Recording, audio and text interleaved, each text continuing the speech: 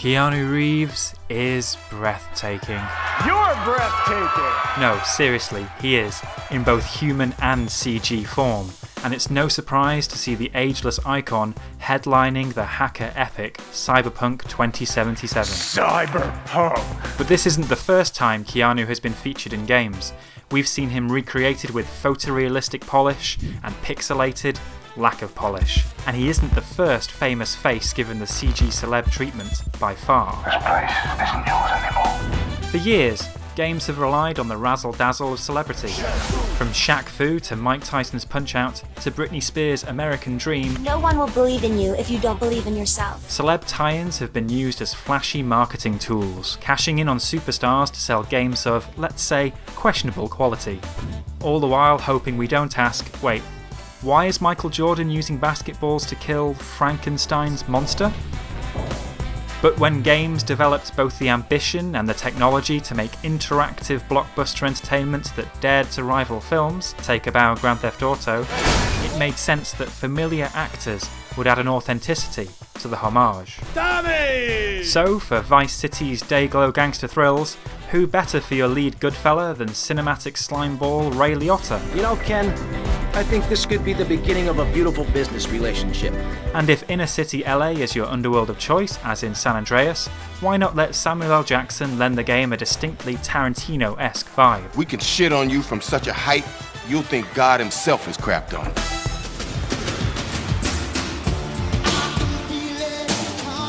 And this is just scratching the surface of the incredible voices and personalities that Rockstar have crammed into GTA, collecting film, TV and even music icons like pop culture Pokemon. Ladies and gentlemen, Mr. Ricky Gervais. Hi, how you doing?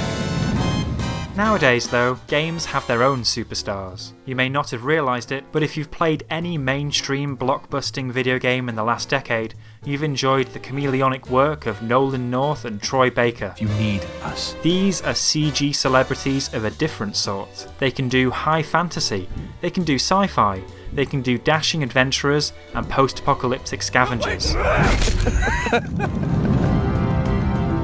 But they just can't bring us that Hollywood glamour. For that you still need famous faces, household names and iconic voices.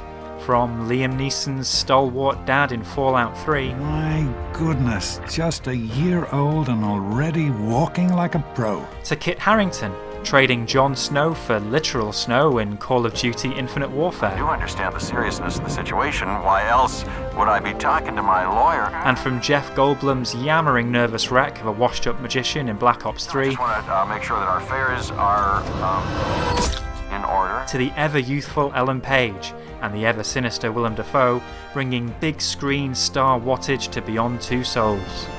Jody, what have you done? Word of advice, don't get on her bad side. This sort of stunt casting reaches a delirious peak in the real-time strategy series Command & Conquer, in which we get to see legitimate actors elegantly hamming it up for the camera. Mr. President. Where else would you find J.K. Simmons sharing the screen with Jonathan Pryce and George Takei? Now you will have to deal with me personally.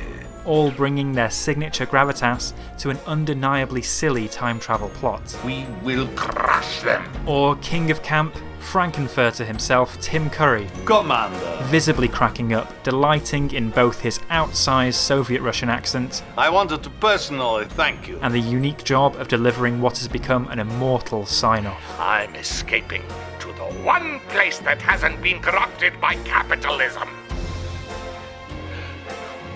Space! For many of us, this is top-tier Tim Curry. And that's the thing. Far from slumming it, actors in games find new opportunities to do some of their best work outside of film and TV.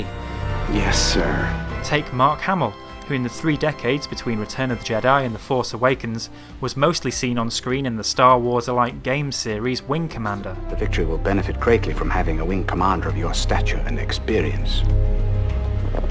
Thank you, sir. Look, we're running out of time. And 15 years after we thought he'd voiced the perfect Joker in the Batman animated series, Hamill found new darker depths in the Arkham video games.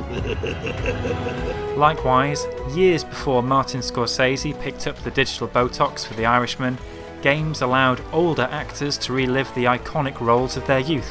Say hello to my little friend! Their voices might sound older, croakier, Shaken, not stirred. but only in games would you see James Caan and Robert Duvall rekindling the family chemistry in The Godfather. Even with the way things are now, especially in times like this, use your head.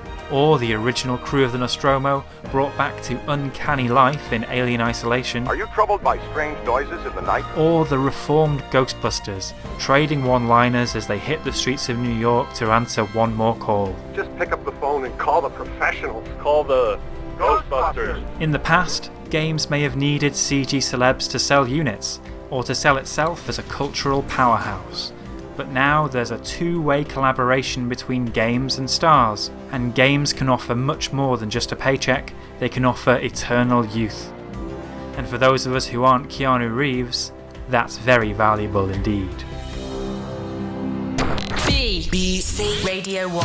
If you enjoyed this, then please like and subscribe it, and click the bell icon to keep up to date. For more great audio and video from the BBC, you can listen on the BBC Sounds app and watch on iPlayer.